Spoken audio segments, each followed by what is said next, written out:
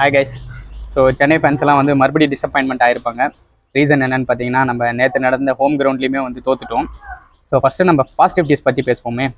So AYUSH Mhatre batting வேறு மாதிரி இருந்தது. தாறுமாறான அடி, யார் போட்டாலும் அடி. ஸோ அவர் பேட்டிங் பார்க்க அவ்வளோ சூப்பராக இருந்தது. நெக்ஸ்ட்டு சப்ரஸ் கான், ஸோ அவருடைய லேட் கட்ஸு, அப்புறம் அவருடைய பாடி மூவ்ஸ், பேட் ஃப்ளோ எல்லாமே சூப்பராக இருந்தது. தென் சிவம் தூபே பார்த்தா எல்லோரும் ஸ்லோவாக ஆடின மாதிரி தெரிஞ்சிருக்கும். பட் ஆனால் அவருக்கு அப்புறம் வந்து யாருமே ஃபினிஷிங் ஆடி கொடுக்கறதுக்கு ஆள் இல்லை அப்படின்றதுனால அவர் இன்னிங்ஸை கொஞ்சம் ஸ்லோவாக கொண்டு போனாலையும் ஃபினிஷிங்கில் வந்து ஓரளவுக்கு சூப்பராக ஆடினார்.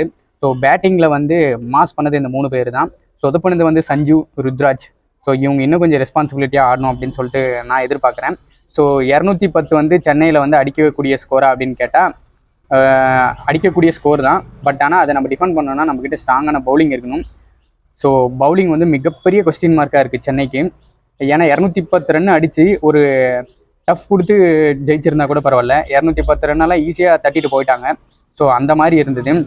ஸோ பவுலிங் யூனிட் வந்து ரொம்பவே வீக்கு. இந்த பவுலிங் யூனிட்டை வச்சு சென்னை 230, 240 அடித்தா கூட நம்ம வின் பண்ணுறதுக்கு வாய்ப்பே இல்லைன்னு தான் சொல்லணும். ஸோ கூடிய சீக்கிரமே வந்து சென்னை வந்து பவுலிங் யூனிட்டில் ஏதாச்சும் சேஞ்சஸ் கொண்டு வரணும். பேட்டிங் சூப்பராக இருக்குது. சஞ்சு சாம்சனும் ருத்ராஜ் இன்னும் கொஞ்சம் ரெஸ்பான்சிபிலிட்டிஸோடு ஆடினாங்கன்னா மேட்ச் பார்க்க ரொம்ப சூப்பராக இருக்கும். இப்பயும் ஒன்றும் கெட்டு போகல. இது வந்து லாங் டோர்னமெண்ட், ஒரு 2 மேட்ச் தான் நடந்திருக்கு.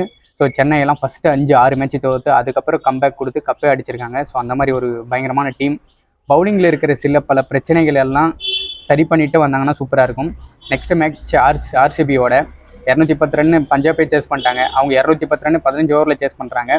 ஸோ இதுக்கு முன்னாடி இருந்த மாதிரியான சிஎஸ்கே வந்து இப்போது இல்லை, கொஞ்சம் வீக் ஆகிட்டு இருக்கு. But at the same time வந்து ஒரு வின்னிங் காம்பினேஷனை வந்து தேடி கண்டுபிடிச்சிட்டு இருக்காங்க. கூடிய சீக்கிரம் ஃபைண்ட் அவுட் பண்ணிடுவாங்க. ஸ்டீவன் ஃபில்மிங் இதுலையெல்லாம் வந்து பயங்கரமான ஷார்ப்பு.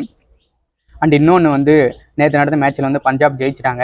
ஸோ ஸ்ரேயஸ் ஐயருடைய கேப்டன்ஷிப் செம்ம சூப்பராக இருந்தது. ஸோ யுஸ்வேந்திர சஹல் 3வது ஓவர் போட்டுட்டு இருந்தார். சிவம் தூபே உள்ளே வந்தாங்க.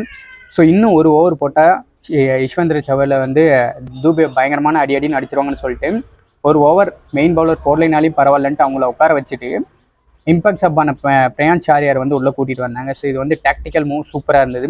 ஸோ இந்த மாதிரி வந்து ஒரு டெக்னிக்கலான மூவ் வந்து ருத்ராஜ் பண்ணல அப்படின்னு நினைக்கிறேன். ஸோ அதனால தான் பேக் டு பேக் லாஸஸ் நம்ம ஏற்படுத்திட்டு இருக்கோம். ஸோ ருத்ராஜோடைய கேப்டன்ஷிப்புமே வந்து பயங்கர கொஸ்டின் மார்க்காக இருக்குது. வில் சி பெங்களூரோட என்ன பண்ண போகிறாங்கன்னு பார்க்கலாம். இதே காம்பினேஷனோட போகிறாங்களா இல்லை வேறு ஏதாச்சும் காம்பினேஷனோட போகிறாங்களான்னு பார்க்கலாம். ஸோ சென்னை ஃபேன்ஸ் எல்லாருமே மற்ற மேட்ச் பார்க்க அவ்வளோ சூப்பராக இருக்குது. சென்னை மேட்ச்சை பார்க்கும்போது ரொம்ப கஷ்டமாக இருக்குது. ஸோ திரும்ப வருவாங்கன்ட்டு நம்பலாம். நீங்களே அதே நம்பிக்கையோடு இருங்க. பாய்.